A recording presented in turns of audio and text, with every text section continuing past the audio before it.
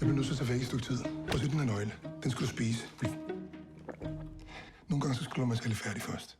Inde på banegården, der er der en taske. Den taske, den henter du og graver ned i skoven op ved mors hus. Jeg er godt begravet et andet sted. Ej, det glemte jeg. Han hedder John nu. Hvorfor fanden vil du ikke have Manfred mere? Lisa, du kan jo ikke bare komme hjem, når du har været væk så længe, og så tror du, at alt er det samme. Ja, John. Så er den dobbelt ved lænderen. Må du kraft. Med, hold kæft. Du ligner ham jo ikke engang.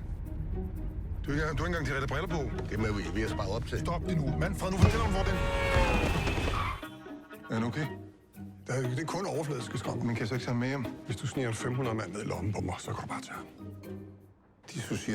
Dissociativ identitetsforstyrrelse.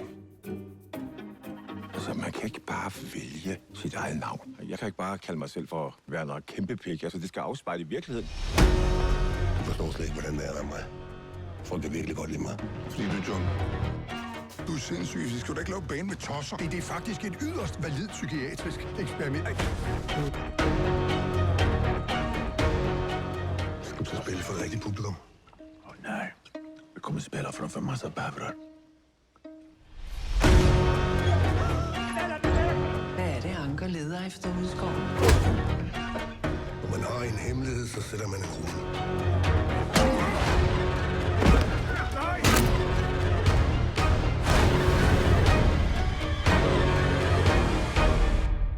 Lothar, svara mig ärligt nu. Har jag inte ljust hår? Och är inte mina ögon blå?